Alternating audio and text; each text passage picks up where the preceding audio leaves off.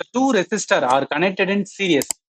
Then which one of the following is correct regarding the equivalent resistance of the circuit? நல்லா கவனிங்க. ரெசிஸ்டரை வந்து சீரியஸ்ல connect பண்ணும்போது, ரெசிஸ்டரை வந்து சீரியஸ்ல வந்து கனெக்ட் பண்ணா என்ன ஆகும் அப்படின்னு பார்த்தீங்கன்னு வச்சுக்கலாம். நம்மளுக்கு டோட்டல் ரெசிஸ்டன்ஸ் என்ன? இப்ப R1, R2, R3 மூணுமே சீரியஸ்ல கனெக்ட் பண்ணியிருக்காங்க. இப்படி கனெக்ட் பண்ணும்போது இதுல டோட்டலா எவ்வளவா ரெசிஸ்டன்ஸ்பா இருக்கும் அப்படின்னு கண்டுபிடிக்கணும்னா மூணையும் டைரக்டா கூட்டினா மட்டும் போதும். இப்ப ஈக்குவலன்ட் ரெசிஸ்டன்ஸுக்கும் அந்த சிங்கிள் ரெசிஸ்டன்ஸுக்கும் பார்க்கும்போது என்ன ஆகும்? இப்ப R1, R2, R3 இதுல வந்து என்ன வச்சுக்கலாம்? 1ன்னு வச்சுக்கலாம். இது 2ன்னு வச்சுக்கலாம். இது 3ன்னு வச்சுக்கலாம். இப்ப இந்த மூணையும் கூட்டும் போது என்ன? R வருமா? ஸோ R ஓம் ரெசிஸ்டன்ஸ் வந்து டோட்டல் ரெசிஸ்டன்ஸ். ஆனா இங்கு சிங்கிளா பார்க்கும்போது இதுக்கு 1, இதுக்கு 2, இதுக்கு 3 தான்.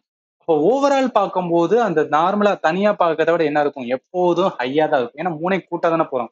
3 இல்ல 4 எத்தனை ரெசிஸ்டன்ஸ் இருக்கோ அதுக்கு ஏத்தாப்புல கூட்டிக்கணும். அவன் கேட்கிற கேள்வி வந்து 2 ரெசிஸ்டர் வந்து சீரியஸ்ல இருக்கான். அப்படி இருக்கும்போது அந்த ஈக்குவலன்ட் ரெசிஸ்டன்ஸ் எதுக்கு கரெக்டா வரும்னு கேட்காங்க. It will remain the same. அந்த 2 ரெசிஸ்டர் தனியா இருக்கும் பாத்தீங்களா? அதுக்கும் அந்த மொத்தமா வர வந்துருன்னா ஈக்குவலன்ட் ரெசிஸ்டன்ஸ் சமமா இருக்குமான்னு கேட்கறாங்க. அப்படி இருக்காது. It will increase first then will decrease அதுவும் கிடையாது. இட் வில் டிக்ரீஸ் கிடையவே கிடையாது. It will increase. R1 plus R2 இது ரெண்டையும் கூட்டும் போதுதான் R டோட்டல் வந்து கிடைக்கும். அதனால டெஃபினட்டா என்ன இந்த டோட்டல் ரெசிஸ்டன்ஸ் வந்து கண்டிப்பா என்ன ஆகும்? சிங்கிள் ரெசிஸ்டன்ஸ் விட தனியா இருக்கிற போது விட என்ன ஆகும்னா டோட்டலோட இதுல வந்து இன்க்ரீஸ் ஆகும். அதனால இந்த கொஸ்டினுக்கு ஆன்சர் டி தான் வரும்.